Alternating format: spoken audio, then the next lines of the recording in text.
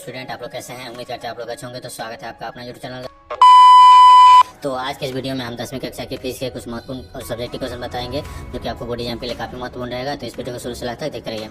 Channel पर नए हैं तो चैनल को सब्सक्राइब कर लीजिए, बेल आइकन को दबाइए ताकि आने वाली वीडियो सबसे पहले आप तक पहुंचे। तो पहला नंबर क्वेश्चन में देखते हैं। पहला नंबर क्वेश्चन में कहता है कि विद्युत चुंबकीय प्रेरण से क्या समझते हैं। तो विद्युत चुंबकीय प्रेरण से जो है क्या समझते हैं, तो इसका उत्तर जो है वो कहता है वह प्रक्रम जिसके द्वारा किसी चालक के परिवर्तित चुंबकीय क्षेत्र के कारण अन्य चालक में विद्युत धारा पर प्रेरित होती है, ठीक है, उसे हम क्या कहते हैं, विद्युत चुंबकीय प्रेरणा कहते हैं। काफी इंपोर्टेंट क्वेश्चन है ये। अगला प्रश्न को देखते हैं। अगला जो प्रश्न है 2 नंबर क्वेश्चन में कहता है विद्युत मोटर के कुछ उपयोगों को लिखे। तो विद्युत मोटर के कुछ उपयोगों को लिखना है। तो चलिए इसका उत्तर देखते हैं। इसका उत्तर कहता है विद्युत मोटर के उपयोग निम्नलिखित है, मतलब निम्नलिखित हैं, इस प्रकार भी लिख सकते हैं। जैसे इसमें देखते हैं, पहला विद्युत पंखों में, ठीक है, दूसरा है रेफ्रिजरेटरों में, तीसरा है विद्युत मिश्रकों में, और चौथा है वॉशिंग मशीनों में, और पांचवा जो है MP3 प्लेयरों में, इसका जो विद्युत मोटर के उपयोग होते हैं। चलिए अगला प्रश्न को देखते हैं।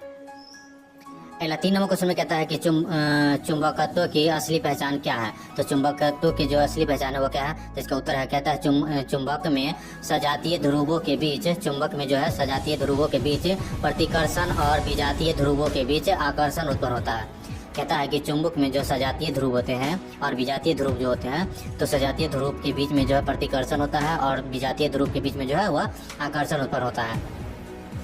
और इसमें कहता है कि 2 लोहे के टुकड़े लिए जाएं और इनके एक छोर दूसरे छोर से सटाने पर अगर प्रतिकर्ष होता है तो क्या होगा, दोनों लोहे के टुकड़े चुंबक होंगे, ठीक है। चलिए अगला प्रश्न को देखते हैं। अगला 4 नंबर क्वेश्चन में कहता है कि विद्युत फ्यूज क्या है। काफी इंपोर्टेंट क्वेश्चन है, ये VVI क्वेश्चन है, आप लोग नोट कर लेंगे इसको। विद्युत फ्यूज क्या है, यह किस मिश्र धातु का बना होता है। तो चलिए इसका उत्तर देखते हैं। तो इसका उत्तर कहता है कि विद्युत परिपथों के लिए फ्यूज तार का उपयोग होता है। विद्युत परिपथों के लिए फ्यूज तार का उपयोग होता है। आप लोग याद रखेंगे कि विद्युत परिपथों के लिए कौन सा चीज का उपयोग होता है, तो विद्युत तार का उपयोग होता है।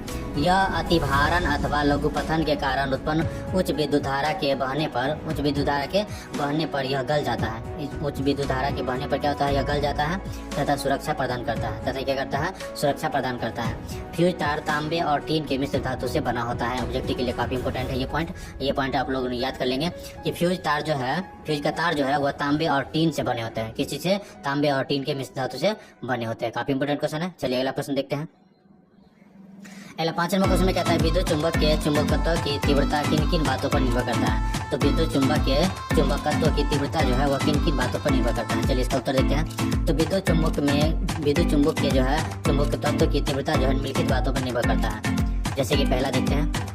पहला क्या है, पहला जो है परिनालिका के फेरों की संख्या पर जो है इसके निर्भर होता है। क्या कहता है, परिनालिका के फेरों की संख्या जो है, फेरों की संख्या बढ़ने से चुंबकत्व की तीव्रता जो है समानुपाती ढंग से बढ़ती है। क्या करती है, अगर परिनालिका को जो फेरों की संख्या जो बढ़ती है तो उसका जो है तीव्रता समानुपाती ढंग से बढ़ती है। अर्थात इसको हम कहेंगे B/N। चलिए इसका जो है दूसरा पॉइंट कहता है कि धारा का मान, अगर धारा का मान बढ़ने पर चुंबकत्व की जो है तीव्रता समानुपाती ढंग से जो है बढ़ती है। अगर धारा का मान जो है, क्या कहता है, धारा का मान जो है बढ़ता है तो चुंबकत्व की तीव्रता जो है समानुपाती ढंग से बढ़ती है। तीसरा पॉइंट देखते हैं। तीसरा पॉइंट में क्या कहता है, तीसरा पॉइंट कहता है क्रोड की प्रकृति पर परिनालिका के अंदर, क्रोड की प्रकृति पर क्या कहता है कि परिनालिका के अंदर जो है नरम लोहे का व्यवहार करने पर अधिक शक्तिशाली चुंबक बनता है, लेकिन इस्पात के व्यवहार करने पर कम शक्तिशाली चुंबक बनता है। ये काफी इंपोर्टेंट क्वेश्चन है, आप लोग नोट करेंगे। जो भी क्वेश्चन बता रहे हैं वो काफी इंपोर्टेंट है। अगला जो प्रश्न है 6 नंबर क्वेश्चन में कहता है विद्युत धारा के चुंबकीय प्रभाव से संबंधित दक्षिण हस्त अंगूठा का नियम लिखे। ये काफी इंपोर्टेंट क्वेश्चन है, डायरेक्टली भी क्वेश्चन आता है कि दक्षिण हस्त अंगूठा का नियम को लिखे, ठीक है। या पूछ सकता है कि विद्युत धारा के चुंबकीय प्रभाव के से संबंधित दक्षिण हस्त अंगूठा का नियम को लिखे। तो चलिए इसका उत्तर देखते हैं। तो इसका उत्तर कहता है दक्षिण हस्त अंगूठा का नियम में क्या कहता है कि जब दाहिने हाथ तर्जनी उंगली, मध्यमिका उंगली और अंगूठा इस प्रकार फैलाकर रखा जाता है कि तीनों उंगलियां एक दूसरे के साथ लंबवत हो। क्या कहता है कि तीनों उंगलियां जो है एक दूसरे के साथ लंबवत हो। अगर तर्जनी उंगली चुंबकीय बल की दिशा की ओर और अंगूठा चुंबकीय की गति दिशा की ओर और इंगित करे तो क्या होता है, मध्यमिका उंगली जो है प्रेरित धारा की दिशा में इंगित करेगा, ठीक है, किसकी दिशा में, तो धारा की दिशा में इंगित करेगा। चलिए नेक्स्ट प्रश्न को देखते हैं। 7वां नंबर क्वेश्चन में कहता है कि फ्लेमिंग के वाम हस्त नियम को लिखे। ये दोनों क्वेश्चन बहुत इंपॉर्टेंट है, दोनों में से कोई एक क्वेश्चन आता ही है हर एग्जाम में। तो फ्लेमिंग के वाम हस्त नियम को फिर बताना है। इसका उत्तर में कहता है कि फ्लेमिंग के वाम हस्त नियम अपने बाएं हाथ की तर्जनी, अब बाएं हाथ की बात बोल रही है, तो फ्लेमिंग के वाम हस्त नियम में कहता है कि बाएं हाथ की तर्जनी, मध्यमा और अंगूठा को परस्पर लंबवत फैलाइए। ठीक है, यदि तर्जनी चुंबकीय क्षेत्र की दिशा तथा मध्यमा धारा की दिशा प्रदर्शित करे तो चालक की गति दिशा अंगूठा की दिशा में होगी। क्या करते हैं, चालक की गति जो है, गति की दिशा वो अंगूठे की दिशा में होगी। ये काफी इंपॉर्टेंट क्वेश्चन, आप लोग नोट कर लेंगे और याद करेंगे। अगर चित्र के माध्यम से समझना चाहते हो तो ध्यान देंगे। ये क्या है, ये देखिए, आप अंगूठा को जो देखेंगे तो ये बल की दिशा प्रेरित कर रही है, और तर्जनी जो है, ये क्षेत्र जो है तर्जनी क्षेत्र है, और बायां हाथ, ये कौन सी हाथ है, तो बायां हाथ को इस प्रकार फैलाया है कि अंगूठा ऊपर जा रहा है, तर्जनी इसमें मध्यमा में है, और ये जो है मध्यमा धारा जो है ये इस टाइप से दिखा रहा है। ठीक है, तो ये अंगूठा जो है वो धारा की तरफ चला जाता है। ठीक है, और इसमें जो है बायां हाथ, दोनों हाथ को बताया गया है, एक बायां हाथ, ये दूसरी बायां हाथ इस टाइप से है जो नीचे की तरफ दिया गया है। ये जो है अंगूठा जो है, ये अंगूठा और ये तर्जनी और ये मध्यमा इस तरफ से जो है देख सकते हैं। चलिए अगला प्रश्न को देखते हैं। अगला प्रश्न है 8 नंबर क्वेश्चन में कहता है विद्युत धारा की प्रबलता की परिभाषा दे। ये काफी इंपोर्टेंट है, आप लोग नोट कर लेंगे। विद्युत धारा की प्रबलता की परिभाषा दे, तो इसका उत्तर कहता है किसी चालक तार से प्रेरित प्रति सेकंड बहने वाली आवेश को विद्युत धारा की प्रबलता कही जाती है। ये एक इंपोर्टेंट क्वेश्चन है, काफी ये भी क्वेश्चन है। कहता है कि किसी चालक तार से प्रति सेकंड यानी 1 सेकंड जो है बहने वाले आवेश को ही विद्युत धारा की प्रबलता कही जाती है। ठीक है, इसका फॉर्मूला याद रखेंगे, I = Q/T होता है। चलेगा 9 नंबर क्वेश्चन में कहता है चुंबक किसे कहते हैं, तो चुंबक जो है वो किसे कहते हैं, तो इसका उत्तर देखते हैं। वे पदार्थ चुंबक कहा जाते हैं जो चुंबकीय पदार्थ को अपनी ओर आकर्षित करता है। वे पदार्थ चुंबकीय कहलाते हैं जो चुंबकीय पदार्थ को अपनी ओर आकर्षित करता है यानी खींचता है। इसे स्वतंत्रता पूर्वक वायु में लटकाने पर उत्तर दक्षिण दिशा को इंगित करता है। इसे अगर कहीं पर लटका देंगे किसी धागे से बांध के तो क्या करेगा, उत्तर दक्षिण की दिशा इंगित करेगा। इसमें क्या होता है, इसमें जो है उत्तर दक्षिण 2 ध्रुव होते हैं, मतलब 2 ही ध्रुव होता है, एक उत्तर और एक दक्षिण ध्रुव होते हैं, तो वो उत्तर दक्षिण की दिशा हो जाते हैं। चलिए नेक्स्ट क्वेश्चन देखते हैं। 10 नंबर क्वेश्चन में कहता है कि 2 चुंबकीय क्षेत्र रेखा एक दूसरे को प्रतिच्छेद क्यों नहीं करती है, तो 2 चुंबकीय रेखा जो है एक दूसरे के प्रतिच्छेद क्यों नहीं करते हैं, तो चलिए इसका उत्तर देखते हैं। तो इसका उत्तर कहता है अगर चुंबकीय क्षेत्र रेखाएं एक दूसरे को प्रतिच्छेद करती तो क्षेत्र की किसी बिंदु विशेष पर दिक्ट सूची 2 दिशाओं को इंगित करेगा जो असंभव है। ठीक है, यह क्या है, एक असंभव कारण है। कहता है यही कारण है कि 2 चुंबकीय क्षेत्र रेखा एक दूसरे को प्रतिच्छेदित नहीं करती है। चलिए अगला प्रश्न को देखते हैं। अगला 11 नंबर क्वेश्चन में कहता है दिष्ट धारा के कुछ स्रोत के नाम लिखे, तो दिष्ट धारा के जो कुछ स्रोत है वो है इस प्रकार। तो इसका उत्तर है, कहता है बैटरी और विद्युत मोटर जो है ये दोनों क्या है, ये दिष्ट धारा के कुछ स्रोत है। आप लोग याद रखेंगे, ये ऑब्जेक्टिव के लिए काफी इंपॉर्टेंट है। चलिए ये 12 नंबर क्वेश्चन जो है ये भी क्वेश्चन है, विद्युत जनित्र के सिद्धांत क्या है, तो विद्युत जनित्र के जो सिद्धांत है वो क्या होता है, तो चलिए इसका उत्तर देखते हैं। विद्युत जनित्र में यांत्रिक ऊर्जा का उपयोग चुंबकीय क्षेत्र में रखे किसी चालक को घूर्णित गति प्रदान करने में किया जाता है। ध्यान देंगे, विद्युत जनित्र जो है यह कहता है कि यांत्रिक ऊर्जा का उपयोग चुंबकीय क्षेत्र में रखे किसी चालक को घूर्णित गति प्रदान करने में यानी चारों तरफ घूरने में जो है इसका उपयोग किया जाता है। इसी कारण विद्युत धारा उत्पन्न होती है, इसी कारण से जो क्या होती है विद्युत धारा उत्पन्न होती है। अतः विद्युत जनित्र में यांत्रिक ऊर्जा को विद्युत ऊर्जा में परिवर्तित किया जाता है। आप लोग याद रखेंगे विद्युत जनित्र के सिद्धांत में क्या है, कहता है विद्युत जनित्र में जो है यांत्रिक ऊर्जा को विद्युत ऊर्जा में परिवर्तित किया जाता है। तो ऑब्जेक्टिव इस टाइप से आ सकता है कि विद्युत जनित्र में जो है, ठीक है, यांत्रिक ऊर्जा को विद्युत ऊर्जा में परिवर्तित किया जाता है। यानी क्वेश्चन आएगा कि यांत्रिक ऊर्जा को विद्युत ऊर्जा में परिवर्तित किसके द्वारा किया जाता है, तो विद्युत जनित्र के द्वारा। चलिए अगला प्रश्न को देखते हैं, काफी इंपोर्टेंट क्वेश्चन सब है। 13 नंबर क्वेश्चन में कहता है प्रत्यावर्ती धारा में कोई 2 हानियां होती हैं, तो कौन 2 हानियां होती है, तो चलिए इसका उत्तर देखते हैं।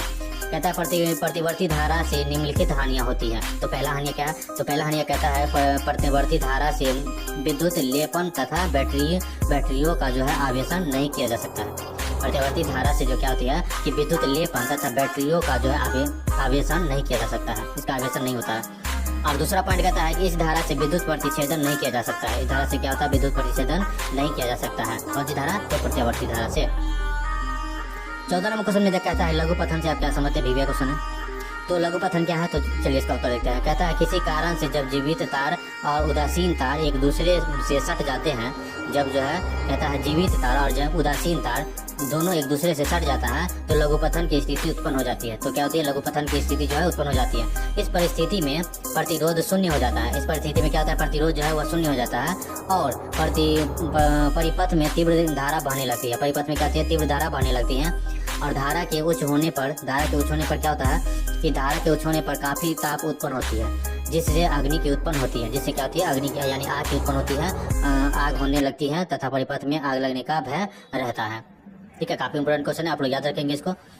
चलिए, ये भी क्वेश्चन काफी इंपोर्टेंट है। 15 नंबर क्वेश्चन में कहता है विद्युत बल्ब में निष्क्रिय गैस क्यों भरी जाती है। आप लोग याद इसको रट लेंगे। ठीक है, तो कहता है विद्युत बल्ब में निष्क्रिय गैस क्यों भरी जाती है, तो इसका उत्तर देखते हैं। कहता है कि बल्ब के अंदर टंगस्टन का तार रहता है। बल्ब के अंदर किसका तार रहता है, तो टंगस्टन का तार रहता है। और इस तार का बना कुंडली बल्ब के अंदर उत्पन्न का ताप के कारण जो है प्रकाश देता है।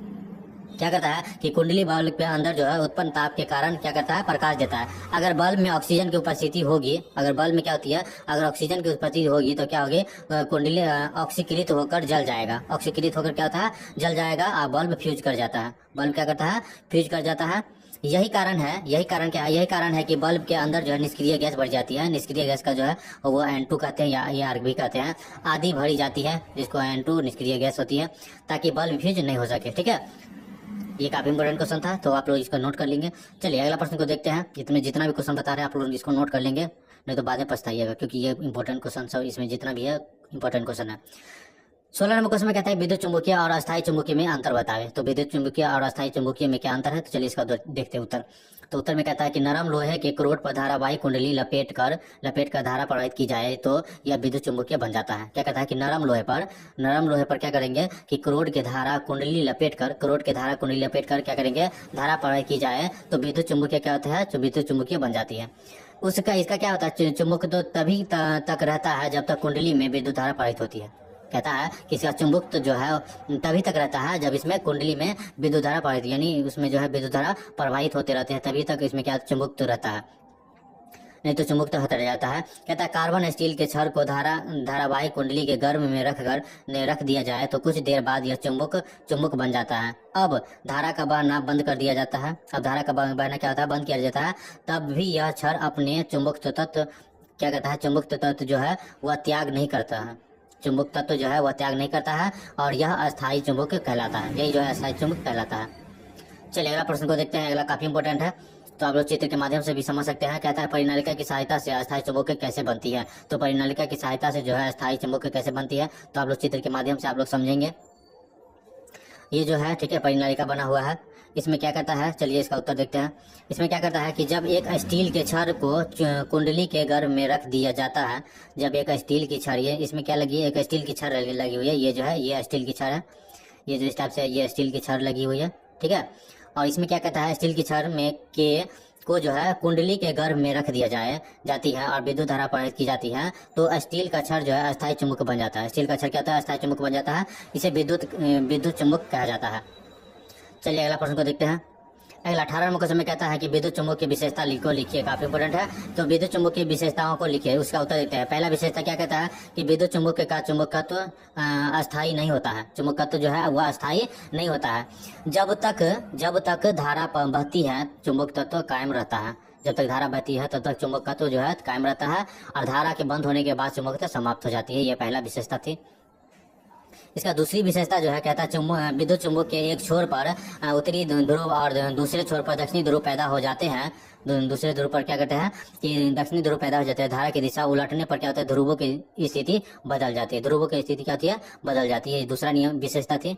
तीसरा विशेषता में देखते हैं। तीसरा विशेषता कहते हैं विद्युत चुंबक के चुंबकत्व की तीव्रता जो है परिनालिका में फेरों की संख्या, धारा के मान तथा क्रोड की प्रकृति पर निर्भर करता है। ये तीनों आप लोग याद कर लेंगे।